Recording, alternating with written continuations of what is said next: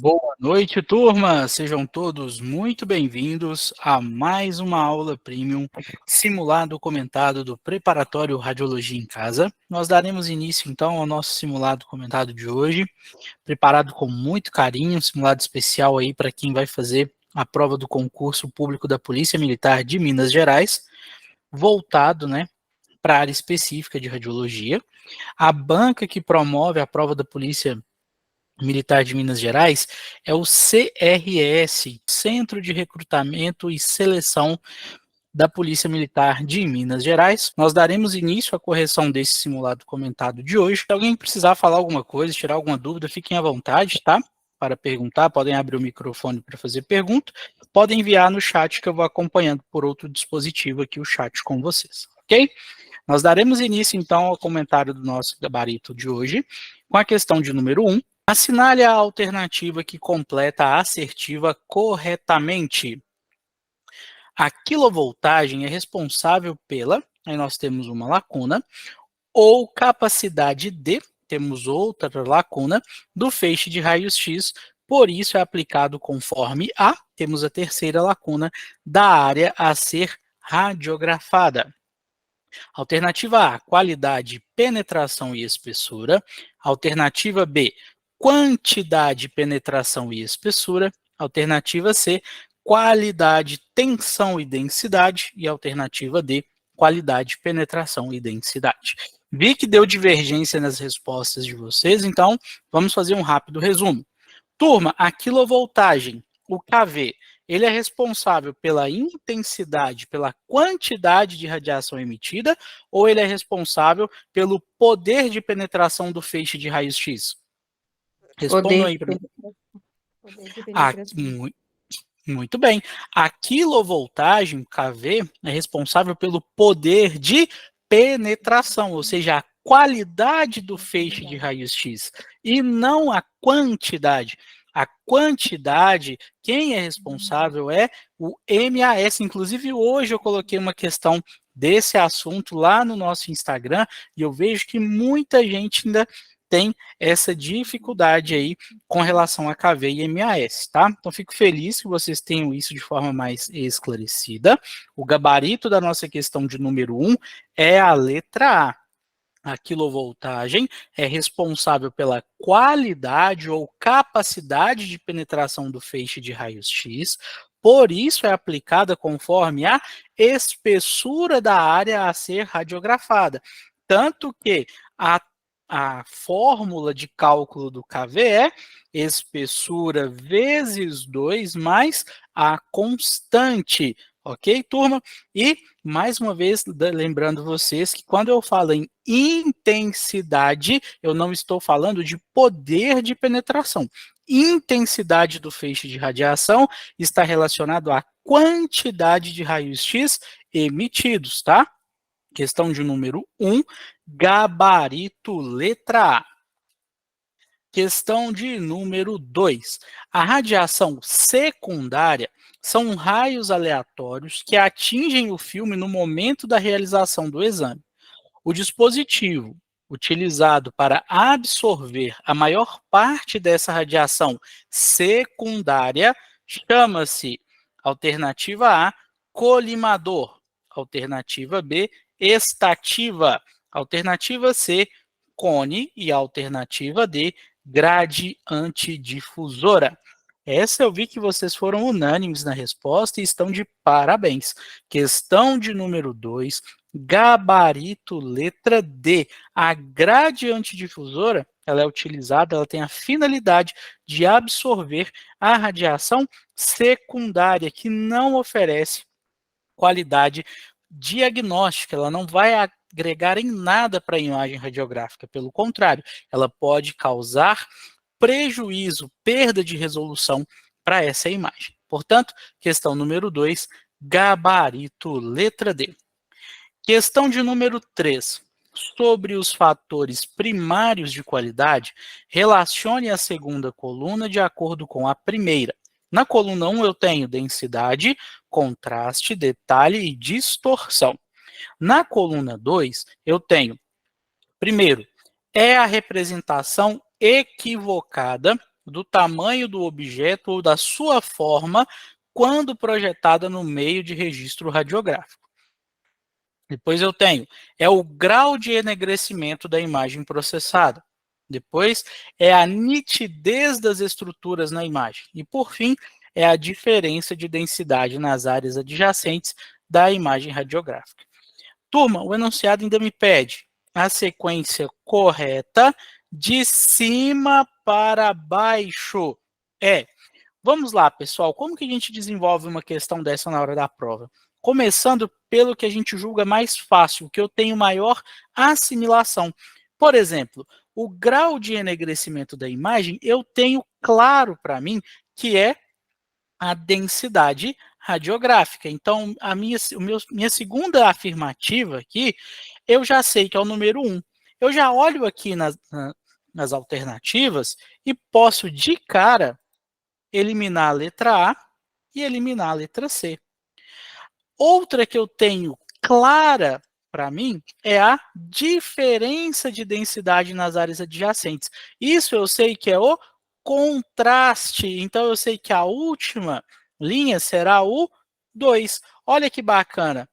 Eu já cheguei ao gabarito da questão de forma rápida, objetiva. É muito importante na hora da prova a gente ganhar tempo, porque terão questões mais complexas, sejam questões específicas ou não. Às vezes, o que vai gerar complexidade para você será uma questão de português, será uma questão de raciocínio lógico e matemático. Então, naquilo que você pode otimizar o seu tempo, você deve aproveitar. Certo? Então, recapitulando, turma, a representação equivocada do tamanho do objeto ou da sua forma quando projetada no meio de registro radiográfico é a distorção. O grau de enegrecimento da imagem processada é a densidade. A nitidez das estruturas na imagem é o detalhe. E, por fim, a diferença de densidade nas áreas adjacentes da imagem radiográfica é o contraste. Sequência correta, de cima para baixo, 4, 1, 3, 2. Ok? Questão 3, gabarito, letra D. Eu trouxe rapidamente aqui um resuminho para vocês a respeito desse assunto, tá?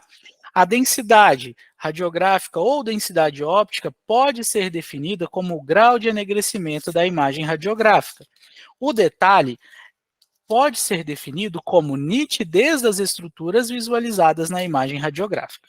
O contraste pode ser definido como a diferença de densidades nas estruturas presentes na imagem radiográfica. Nós temos ainda a definição de distorção, que pode ser definida como a representação errada do tamanho ou da forma da estrutura na imagem radiográfica. O ruído, que pode ser definido como um distúrbio aleatório que obscurece ou reduz a nitidez na imagem radiográfica e é representado por uma aparência granulada ou pontilhada na imagem. Temos também a latitude, que pode ser definida como a habilidade de mostrar vários tons de cinza na imagem radiográfica. Dando sequência, turma, questão de número 4. Para aproveitar o efeito anódico e produzir imagens com maior qualidade radiográfica, deve-se, alternativa A, colocar a parte mais espessa do corpo na extremidade anódica da mesa de raio-x. B, colocar a parte mais espessa do corpo na extremidade catódica da mesa de raio-x. C, reduzir a miliamperagem aplicada. Ou D, aumentar ao máximo o campo de exposição. E aí, turma? Todos unânimes na letra B? Olha só, estou gostando de ver vocês. Muito bem, pessoal. Questão de número 4, gabarito letra B. Lembrando que o efeito anódico é o fenômeno no qual a intensidade da radiação emitida da extremidade do cátodo do campo de raios-x é maior do que aquela na extremidade do ânodo. E isso acontece, pessoal, porque o ângulo da face do ânodo fará com que haja uma maior atenuação ou uma absorção dos raios-x em sua extremidade. Então, turma, se eu tenho maior intensidade de radiação em um lado, no caso aqui no lado do cátodo, é importante que a região mais espessa do corpo seja voltada para essa extremidade. Por quê? Que eu tenho maior intensidade, maior quantidade de raios-x emitidos. Se eu faço o contrário, o que vai acontecer? Eu vou ter mais radiação em uma região que tem menos espessura. Olha essa imagem que eu trouxe para vocês, de uma imagem ilustrativa de uma radiografia de perna, por exemplo. Qual região que é mais espessa, turma?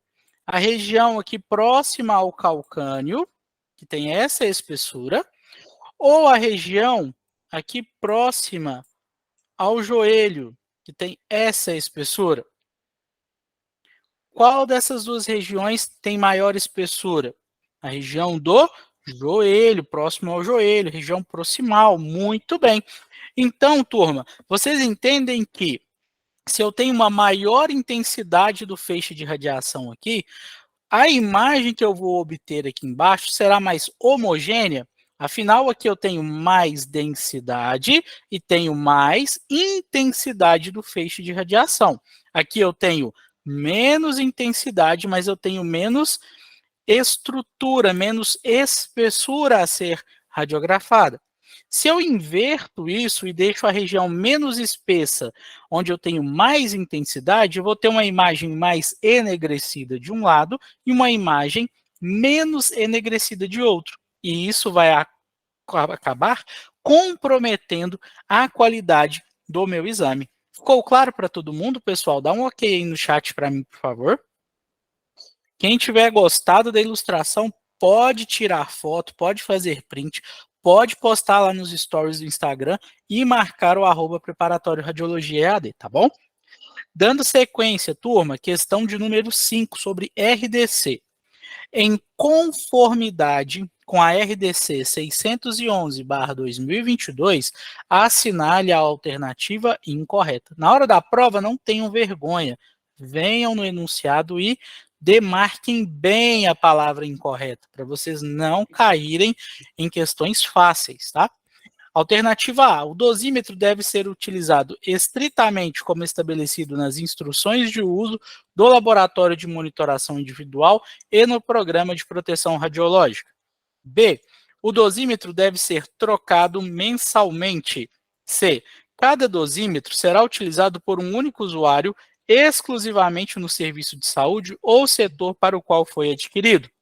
Letra D, quando não estiver em uso, o dosímetro individual deve ser mantido junto ao dosímetro padrão em local seguro da área controlada, pessoal. Não acredito que vocês caíram nessa. Não acredito, mas eu gosto muito disso. É muito importante que vocês tenham máxima atenção em questões como essa. Observem que um detalhe aqui da letra D, vocês não tiveram a atenção devida e perderam uma questão preciosa. A grande maioria passou batido, tá? Quando não estiver em uso, o dosímetro individual deve ser mantido junto ao dosímetro padrão em local seguro da área livre, conforme artigo 66, item 4 da RDC 611/2022. Questão de número 5, gabarito, letra D. Questão de número 6. Sievert é uma unidade de alternativa A, exposição. Alternativa B, dose equivalente. Alternativa C, dose absorvida. E alternativa D, atividade. Mais uma questão que deu divergência na resposta de vocês. E eu fico bem feliz quando acontecem essas tretas aí, viu? Acho muito bom. Sinal que o simulado está difícil. Parabéns para a turma que respondeu. Letra B, pessoal. Macetinho para vocês não errarem mais, tá? Equivalente. Começa com E, termina com E. O mesmo E que tem lá em Sievert. Agora vocês não vão esquecer nunca mais. Sievert é uma unidade para dose equivalente. Esse quadrinho aqui, ó, cola na porta do quarto, mas vocês precisam ter isso muito esclarecido e decorado na mente, turma.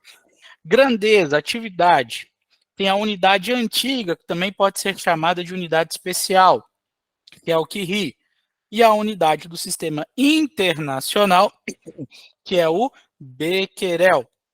Já a exposição tem o Reuting como unidade antiga e o Gray como unidade no sistema internacional.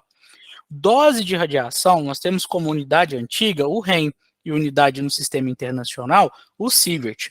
Dose absorvida, nós temos como unidade antiga ou especial o RAD e como unidade no sistema internacional o Gray. Por fim, nós temos a dose equivalente, que tem como unidade no sistema internacional o Sievert, certo? Anotaram aí para não esquecer, na hora da prova não pode errar uma dessa, tá? Questão número 6, gabarito, letra B. Questão de número 7. Marque a opção que melhor define efeitos determinísticos. Alternativa A, são efeitos em que a probabilidade de ocorrência é proporcional à dose de radiação recebida sem a existência de limiar. Letra B, são efeitos que surgem no descendente da pessoa irradiada como resultado do dano produzido pela radiação em células dos órgãos reprodutores, as gônadas, tem caráter cumulativo e independe da taxa de absorção da dose. C. São efeitos causados por irradiação total ou localizada de um tecido, provocando um grau de morte celular não compensado pela reposição ou reparo, com prejuízos detectáveis da sua função orgânica. E letra D, surgem do dano nas células do corpo e o efeito aparece na própria pessoa irradiada. Dependem da dose absorvida, da taxa de absorção da energia da radiação, da região e da área do corpo irradiada. Grande maioria da turma foi unânime na letra C, e vocês estão de parabéns. Questão de número 7, gabarito, letra C. A definição da letra A, pessoal, efeitos em que a probabilidade de ocorrência é proporcional à dose de radiação recebida sem a existência de limiar, é a definição de efeito estocástico. Efeitos que surgem no descendente da pessoa irradiada, como resultado do dano produzido pela radiação em células dos órgãos reprodutores, as gônadas, que tem caráter cumulativo e independe da taxa de absorção de dose, são os efeitos hereditários. E os efeitos que surgem do dano nas células do corpo e o efeito aparece na própria pessoa irradiada, que depende da dose absorvida, da taxa de absorção da energia da radiação, da região e da área do corpo irradiada, são os efeitos somáticos. Portanto, questão de número 7, gabarito, letra C. Questão de número 8.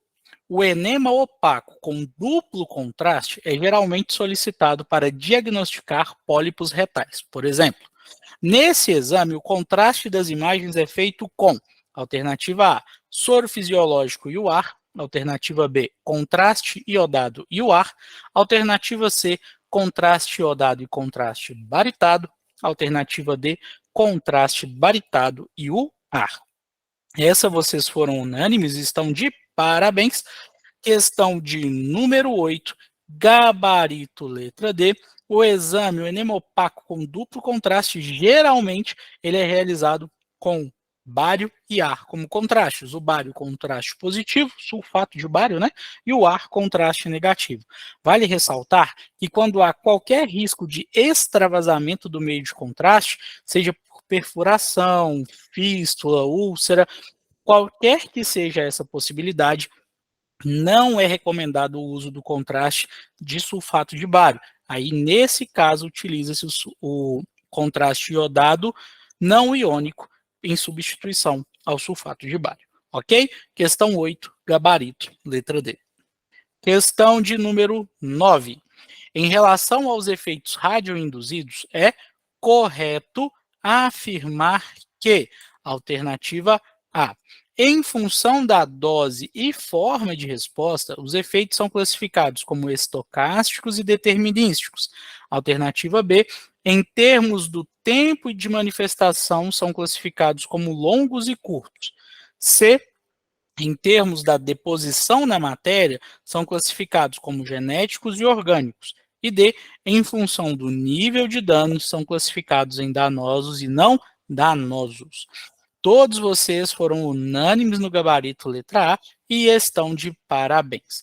Quando eu falo em efeitos radioinduzidos, em função da dose e da forma de resposta, eles são classificados como estocásticos e determinísticos. Lembrando que o efeito estocástico ele ocorre independente de limiar de dose. Qualquer dose, por menor que seja, pode desencadear em um efeito estocástico a longo prazo, que é a sua ocorrência. Já o efeito determinístico, este sim ocorre a partir de um limiar de dose, quando se ultrapassa um limiar de dose. E este é um efeito que acontece de forma mais imediatista, a curto prazo, ok? Questão número 9, gabarito letra A. Trouxe uma rápida revisão para vocês sobre os efeitos biológicos, a classificação, né, desses efeitos. Os efeitos biológicos ou efeitos radiobiológicos ou efeitos radioinduzidos podem receber denominações em função do valor da dose e da forma de resposta, do tempo de manifestação e do nível orgânico atingido. Em função da dose e forma de resposta, eles são classificados em estocásticos e determinísticos. Em função do nível de dano, são classificados em somáticos e genéticos. E em função do tempo de manifestação, são classificados em imediatos e tardios. Questão de número 10. Quais das células que compõem os sistemas abaixo são mais sensíveis aos efeitos biológicos da radiação? Alternativa A, sistema hematológico. Alternativa B, sistema nervoso central. Alternativa C, sistema reprodutor. E alternativa D, sistema cardiorrespiratório. Que satisfatório ver que eu peguei vocês em mais uma questão. Quando tem divergência de resposta, eu já fico muito feliz, mas quando eu vejo que muitos foram induzidos ao erro, eu fico mais feliz ainda. Parabéns a vocês que responderam. Gabarito da questão número 10, letra A, o sistema hematológico, turma, é o mais sensível dentre as alternativas aos efeitos biológicos da radiação. Vale lembrar que nem todas as células têm a mesma sensibilidade à radiação. As células que têm mais atividade são as mais sensíveis, pois a divisão celular requer que o DNA seja corretamente reproduzido para que a nova célula possa sobreviver. As células que produzem sangue, ou seja, as células do sistema hematológico, estão em constante reprodução e são as mais sensíveis aos efeitos biológicos da radiação. Questão de número 10, gabarito letra A. Questão de número 11. Os pulmões direito e esquerdo e a face interna da parede torácica são revestidos por membranas. Seguindo a ordem citada das estruturas, qual que é a ordem, turma? Pulmão direito e esquerdo e face interna da parede torácica. Quais os nomes recebidos por essas membranas? E nós temos alternativa da letra A, pleura visceral, reveste os pulmões e pleura parietal reveste a parede torácica. B, pleura visceral reveste a parede torácica e pleura parietal reveste os pulmões. C, pleura visceral translúcida reveste a superfície da parede torácica e pulmão direito, e pleura parietal está sobre o pulmão esquerdo. Por fim, pleura parietal reveste apenas o diafragma, enquanto inspirando e expirando, e pleura visceral toda a parte torácica e abdominal. Essa eu vejo que vocês foram unânimes na resposta e estão de parabéns. Questão de número 11, Gabarito, letra A. A pleura é uma membrana dupla formada por uma camada externa, chamada de pleura parietal, que está adjacente à caixa torácica, e uma camada interna, chamada de pleura visceral, que reveste diretamente os pulmões. Questão número 11, gabarito, letra A. Questão de número 12.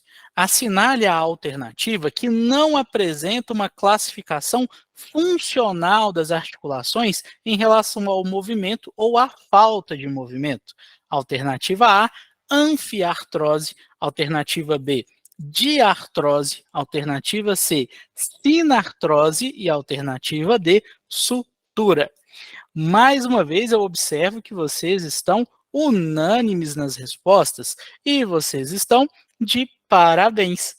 As articulações podem ser classificadas de acordo com a sua função em relação ao movimento ou à falta de movimento da seguinte maneira.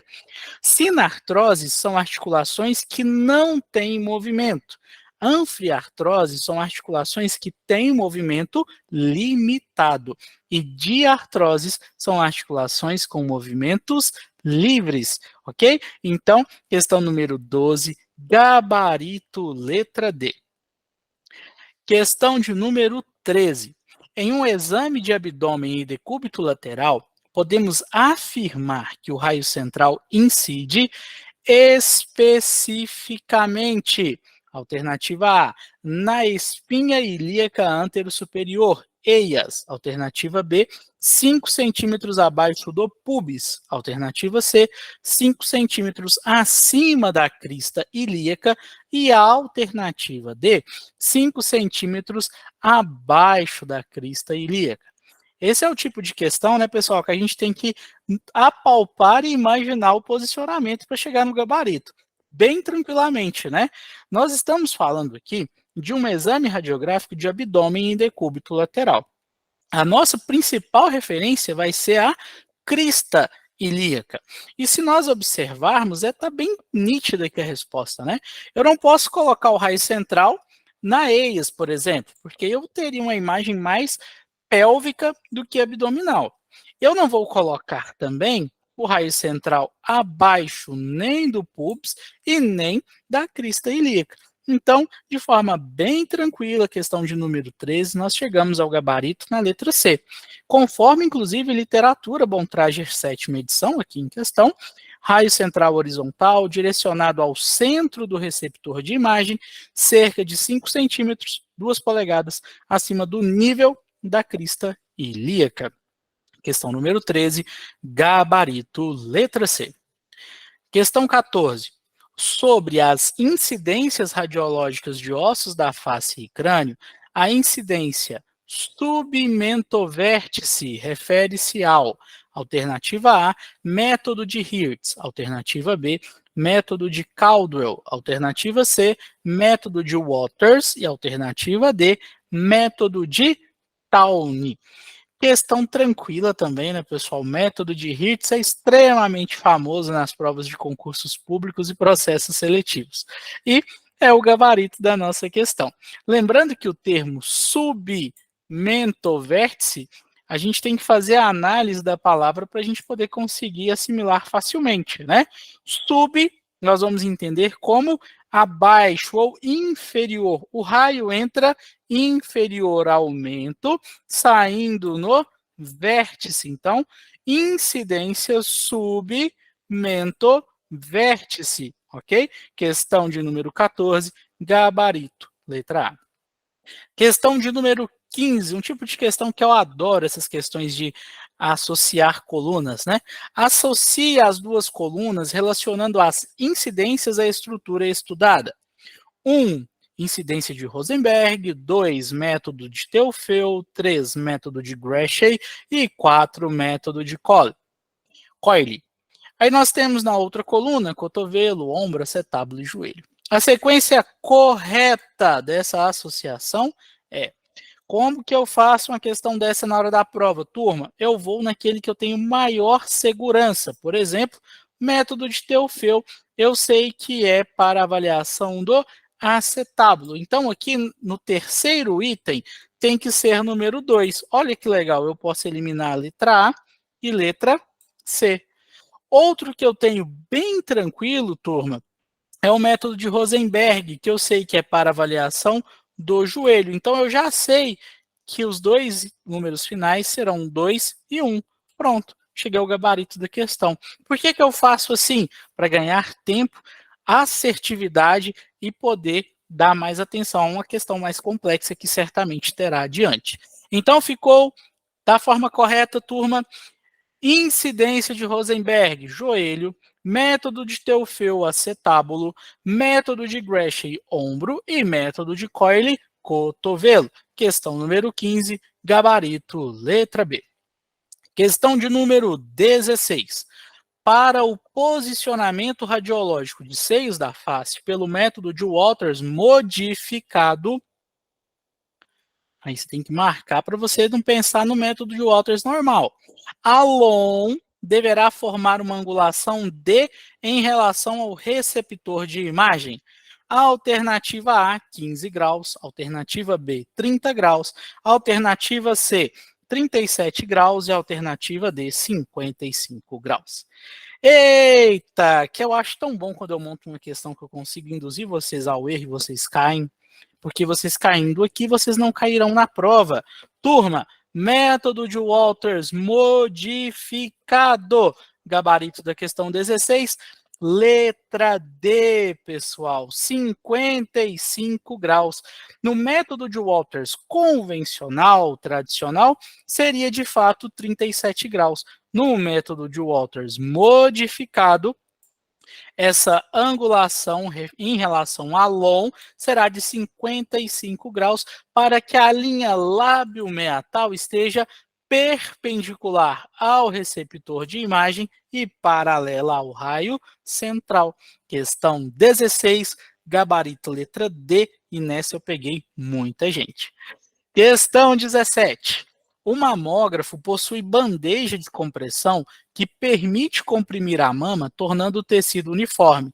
Assinale a alternativa correta para a variação da força de compressão. Alternativa A, 5 a 8 kg força. Alternativa B, 8 a 12 kg força. Alternativa C, 11 a 18 kg força. Alternativa D, 15 a 20 kg força. Nessa, todo mundo ficou meio quietinho para responder. Uns responderam com dúvida, outros já responderam com certeza, porque já erraram em outra oportunidade. Tá vendo como que o erro ensina, turma? Parabéns a vocês que responderam letra C, é de fato o gabarito da nossa questão. Segundo a legislação nacional, a força de compressão aplicada na mama deverá estar entre 11 e 18 kg força. Questão número 17, gabarito, letra C.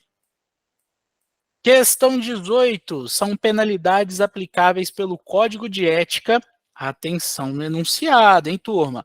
Com exceção de alternativa A, advertência confidencial em aviso reservado. B, censura confidencial em aviso reservado. C, censura pública. E D, suspensão do exercício profissional até 60 dias. Nessa aqui vocês estão espertos, né? Caiu em um simulado recente uma questão muito parecida também, e vocês estão de parabéns.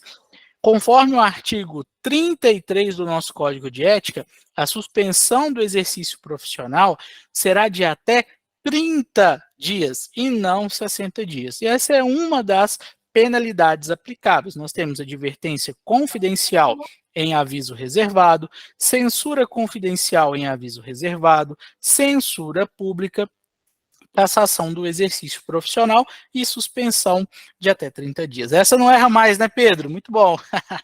Questão 18, gabarito, letra D. Questão 19, na angiotomografia cervical, a fase arterial geralmente é obtida através de rastreamento automático de contraste nas, alternativa A, carótidas, alternativa B, subclávias, alternativa C, jugulares e alternativa D, braquiocefálicas. Gente, mas eu acho bom demais também quando vocês respondem assim com essa segurança. Todo mundo unânime, gabarito letra A, conforme protocolo do CBR, Colégio Brasileiro de Radiologia. Na angiotomografia cervical, a fase arterial geralmente será obtida através de rastreamento automático de contraste nas carótidas. Questão 19, gabarito letra A. E para fecharmos com chave de ouro, nossa questão de número 20. Um sistema de ressonância magnética atualmente dispõe de 3 principais tipos de magnetos para geração do campo magnético principal. Entre esses tipos, atenção, turma, não se incluem os magnetos: A, permanentes; B, resistivos; C, supercondutores; e D, condutores. Chutou, Gabriel? Gabriel chutou D, o Reginaldo chutou B. Um dos dois errou o chute. O Davison colocou A galera tá indo toda na letra D, sinal que já acompanharam o nosso módulo de ressonância magnética, né? Parabéns para todos vocês. O gabarito da nossa questão 20 é a letra D. Para produzir um campo magnético, existem 3 tipos de magnetos, turma: o resistivo, o permanente e o supercondutor. Qual a diferença deles? O magneto resistivo assemelha-se à resistência de um chuveiro no seu funcionamento. Esse equipamento é ligado na energia elétrica e forma um campo ao redor de um fio enrolado. Esses magnetos atualmente não são usados para medicina diagnóstica, pois consomem muita energia e campos relativamente baixos. Já o magneto permanente, ele fica ligado direto, ele é formado de várias peças magnetizadas que juntas formam o campo principal. Essa tecnologia tem uma manutenção mais barata, porém a força desses campos fica limitada normalmente a 0,3 Tesla. Essas máquinas são chamadas de ressonância de baixo campo ou ressonância de campo aberto, pois o desenho do magneto se assemelha a um sanduíche, com uma parte em cima, outra embaixo, deixando os lados mais livres. Essa aqui é bem legal para aquela galera que tem dificuldade, claustrofobia, né, dificuldade de ficar em um ambiente mais fechado. E, por fim, nós temos os magnetos supercondutores, que são os mais utilizados atualmente e os que oferecem as melhores imagens e diagnósticos mais precisos. Além disso, alguns exames de ressonância magnética só são possíveis de serem realizados nos equipamentos com magnetos supercondutores. Finalizamos aqui, então, mais um simulado comentado. E ter direção é mais importante do que ter velocidade. Deixo aqui as nossas redes sociais, façam postagem, marque a gente lá, é muito bom, eu fico muito feliz em recompartilhar o que vocês nos marcam e também ajuda a compartilhar o nosso trabalho. Muito obrigado pela confiança de todos vocês em nosso trabalho, fiquem todos com Deus, bons estudos e vamos juntos em busca da aprovação.